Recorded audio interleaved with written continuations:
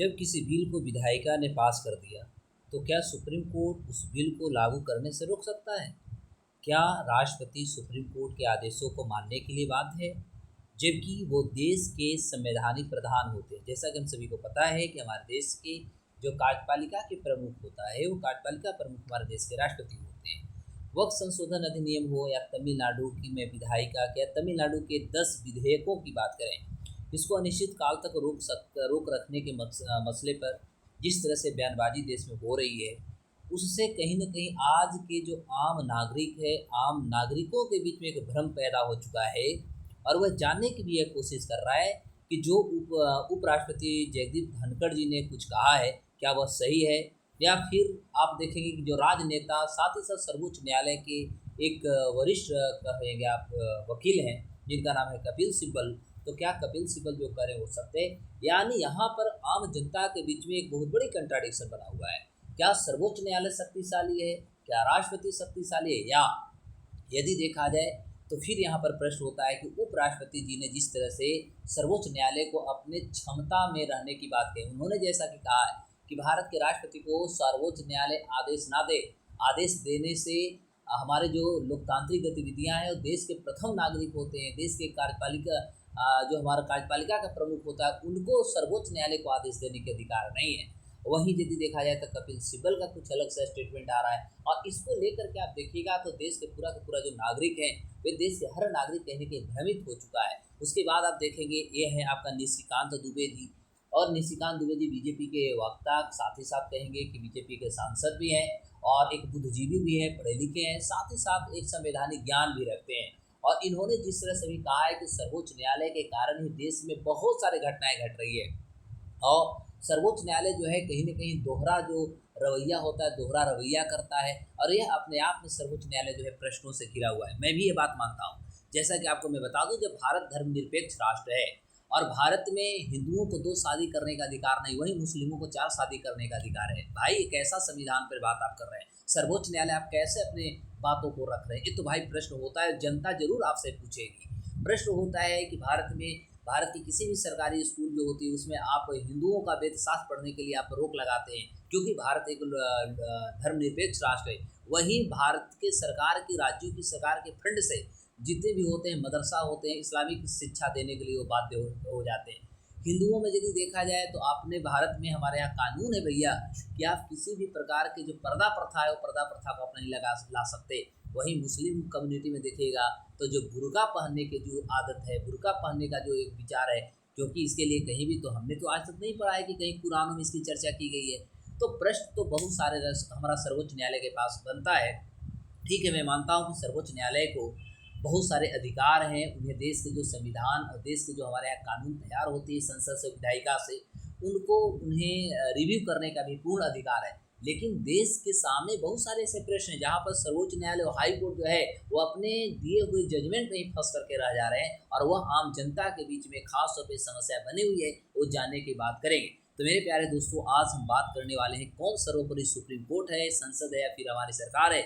क्योंकि राष्ट्रपति या सुप्रीम कोर्ट कौन है पावरफुल, घमासान जो देश में हो रहा है, आज मैं आपको एक एक ऑपरेशन करूंगा और इस ऑपरेशन में मैं आपको बताऊंगा सर्वोच्च न्यायालय के अधिकार क्या है, हमारी विधायिका यानी संसद का अधिकार क्या है, सरकार का अधिकार क्या है, और जो हमारे देश में जो सबसे बड़ा जो विवाद बना है अनुच्छेद 142 को लेकर के जो बन रहा है, हम 142 अनुच्छेद पर भी चर्चा करेंगे कि आखिर जो धनखड़ जी यानी उपराष्ट्रपति जी ने कहा है वो आखिर है क्या। और उसके बाद हम थोड़ा सा आपको केशवानंद भारती केस के बारे में बताऊंगा कि आखिर केशवानंद भारती में मामला क्या हुआ था और अभी तक सर्वोच्च न्यायालय ने, यदि जुडिशियल रिव्यू की बात करते हैं, उससे जो जांच करने का, परखने का जो अधिकार है, ऐसे कौन कौन से ऐसे मामले आए हैं जिसमें सर्वोच्च न्यायालय ने अपने तरफ से थोड़ा एक कदम आगे बढ़कर उन्होंने फैसला देश को सुनाया है। तो आज सभी चीज़ों पर हम डिस्कस करें, इसलिए आप अंतिम तक बने रहेंगे।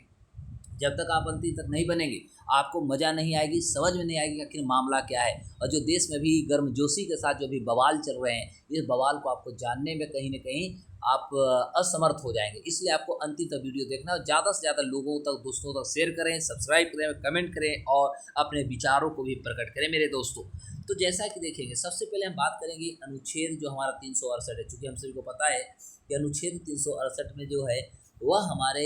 संसद को जो है वह संशोधन करने का अधिकार है। यानी आज हम संशोधन की यदि बातों को देखें तो भारतीय संविधान के अनुच्छेद 368 संसद को यह अधिकार देता है कि वह संविधान में संशोधन कर सकती है, और यह संशोधन जोड़ होता है, परिवर्तन होता है, उसमें से कुछ हटाने की बात किया जा सकता है। तो आर्टिकल 368 के अनुसार संसद उपस्थित सदस्यों के जो भी बहुमत होते हैं या फिर 2/3 सदस्यों के बहुमत से किसी भी बिल को पारित कर सकता है, पास कर सकता है। राज्यों से संबंधित मसलों पर जो मामला होती है उस पर राष्ट्रपति की अनुमति से राज्य जो होते हैं पहले राज्यों की विधानसभा से भी बिल को पास कराना होता है। तो यह अनुच्छेद 368 है, इसमें हमारा अमेंडमेंट की बात होती है, इसमें हमारा संशोधन की बात है, जो कि हम दक्षिण अफ्रीका से इसे लिए हैं। वहीं यदि हम बात करते हैं मेरे प्यारे दोस्तों, तो संसद में कुछ भी संशोधन क्या हमारा सरकार कर सकती है, या संसद को कोई भी संशोधन करने के अधिकार हमारी दी है क्या संविधान? तो ऐसा कुछ नहीं है। चूँकि मैं आपको बता दूं, आप ये बातों को समझने की कोशिश करें कि भारतीय संविधान जो है वह संसद को संविधान में संशोधन का तो अधिकार दिया है, लेकिन संसद की शक्ति असीमित नहीं है और वह कुछ भी संशोधन नहीं कर सकती है। केशवानंद भारती बनाम जब केरल राज्य जो 1973 में जो केस आया था, इसकी इससे पूरी साबित हो जाता है कि क्योंकि यह एक हमारा ऐतिहासिक केस था। ऐसे सुप्रीम कोर्ट के 13 जज के बेंच बैठी थी, इसमें 7-6 से इसमें अपना फैसला सुनाया था, जिसमें 7 जो थे पक्ष में, 6 जो थे विपक्ष में थे। और कोर्ट ने यह माना था कि संसद को संविधान में संशोधन करने का पूर्ण अधिकार है, लेकिन कोर्ट ने यह भी कहा था कि संसद संविधान के मूल भावना में बदलाव नहीं कर सकती। यानी जो हमारा बेसिक स्ट्रक्चर होता है उस बेसिक स्ट्रक्चर में हमारा संसद जो होगा कोई छेड़छाड़ नहीं करेगी। हालांकि कोर्ट ने यह स्पष्ट नहीं किया कि संसद ने किन चीज़ों में संशोधन नहीं कर सकती। अभी तक एक प्रश्न बने हुए मेरे दोस्तों। तो प्रश्न होता है कि जो सर्वोच्च न्यायालय बीच बीच में जो अपना अडंगा लगाता है, पहले तो सर्वोच्च न्यायालय को स्पष्ट कर देना चाहिए, क्योंकि केशवानंद भारती केस के बाद भी अभी तक ये मामला क्लियर नहीं हुआ है कि आखिर आप बेसिक स्ट्रक्चर किसको मानते हैं। आप बेसिक स्ट्रक्चर किसको मानते हैं साहब? आपसे देश मांगता है, आपसे देश जवाब पूछता है, देश आपसे एक्सपेक्ट करता है कि आप बेसिक स्ट्रक्चर को पहले स्पष्ट कर दीजिए। लेकिन यदि मैं बात करूं तो कुछ बातें को सामने आती है जिनमें परिवर्तन संभव नहीं है, एक मान लिया गया है। अभी तक सर्वोच्च न्यायालय इसको स्पष्ट नहीं किया है, जो कहीं न कहीं आज भी ये हर लोगों के लिए अस्पष्ट और कह सकते हैं कि एक विवादास्पद बना हुआ है। तो देश को जो लोकतांत्रिक स्वरूप है इसमें आप परिवर्तन नहीं कर सकते, नागरिकों के जो मौलिक अधिकार दिए गए उसमें परिवर्तन नहीं कर सकते, न्यायपालिका की जो स्वतंत्रता है उसमें परिवर्तन नहीं कर सकते, धर्मनिरपेक्षता पर आप कोई समझौता नहीं कर सकते, और संविधान की जो सर्वोच्चता है उसमें संशोधन नहीं कर। यानी मोटा मोटी तौर पर आज तक यदि देखा जाए तो आज तक जो केसेस आए हैं ये सभी केसेस में ये मान के चलते कि हमारा बेसिक स्ट्रक्चर है और इसमें जो है हमारा जो संसद है, संसद को किसी प्रकार का संशोधन करने का अधिकार नहीं है, जो कि केशवानंद भारती के मामला के बाद से अभी तक देखें तो ज़्यादातर इसी पे मैटर बने हैं। अब मैं आपको बता दूं, चूँकि जो केशवानंद भारती बनाम केरल सरकार जो हमारा केस आया था, इसमें केरल सरकार जो था भूमि सुधार कानून लागू किया था और जिसके तहत जिनके पास ज़्यादा ज़मीनें थी उनका अधिग्रहण करके सरकार जो थी गरीबों को दे रही थी।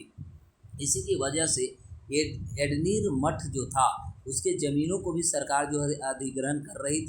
करने की कोशिश कर रही थी, जिसके खिलाफ जो था मठ के जो प्रमुख थे केशवानंद भारती, उन्होंने सर्वोच्च न्यायालय का रुख किया। हालांकि उन्हें कोर्ट में जीत तो नहीं मिली थी, क्योंकि सरकार ने इसे 9वीं अनुसूची में डाल दिया था। सोचने वाली बात है, सर्वोच्च न्यायालय ने इसको 9वीं, सरकार इसे 9वीं अनुसूची में डाले। जैसे 9वीं अनुसूची में चल जाती है तो आपको मैं बता दूं कि राज्य सरकार की अपनी ताकत हो जाती है और उस वक्त हिसाब से 9वीं अनुसूची के विषयों की न्यायिक समीक्षा संभव नहीं था। परंतु अब इसको 1970 के आसपास में देखिएगा,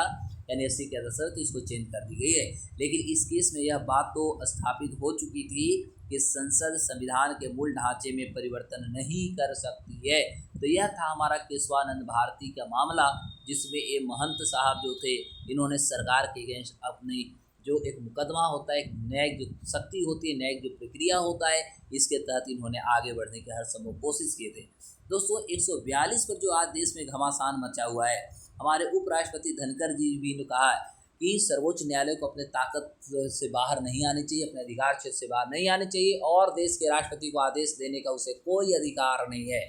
तो आर्टिकल 142 में सर्वोच्च न्यायालय को, सुप्रीम कोर्ट को पूर्ण न्याय करने की चर्चा की गई है। जैसा कि मैं आपको बता दूं कि सुप्रीम कोर्ट को संविधान में समीक्षा का अधिकार पूरा दिया गया है और इसके तहत संसद द्वारा जो भी कानून बनाए जाते हैं उसकी समीक्षा जो होगी सर्वोच्च न्यायालय कर सकती है और यह निर्धारित भी कर सकती है कि कोई कानून संविधान के अनुसार तैयार हुआ है या नहीं हुआ है, यानी संविधान का बेसिक स्ट्रक्चर को कहीं तोड़ा तो नहीं गया है। भारत का संविधान सर्वोच्च है और वह न्यायपालिका को यह अधिकार भी देता है कि वह जो पूर्ण न्याय होता है पूर्ण न्याय करने की कोशिश करे, पूर्ण न्याय करने की उसे पूरी अधिकार है। और सुप्रीम कोर्ट के पूर्ण न्याय के बारे में कोई अभी तक व्याख्या नहीं की गई है और इसे न्यायालय पर छोड़ दिया गया है। लेकिन मैं आपको बता दूं कि सर्वोच्च न्यायालय जो है उन्होंने भारत में मामला देखे गए जैसे राम मंदिर के मामला जो था इसमें इसी पूर्ण न्याय के अधिकार का उपयोग सर्वोच्च न्यायालय ने किया था और मंदिर निर्माण का आदेश भी दिया था और मुसलमानों को अलग से 5 एकड़ जमीन देने का भी आदेश दिया था ताकि मुसलमानों के साथ किसी प्रकार का कोई अन्याय ना हो। लेकिन मेरे दोस्त ये सिंपल सी बात है यार, कोई हमारे घर में बस जाए, हमारा घर ले ले और कहे कि नहीं हमको भी चाहिए, तो ये तो मामला भैया गड़बड़ है, इस पर तो विचार तो करना पड़ेगा। वही यदि हम भोपाल गैस कांड की बात करें तो भोपाल गैस कांड में सुप्रीम कोर्ट के इसी पूर्ण न्याय के कारण हमने देखा था कि जो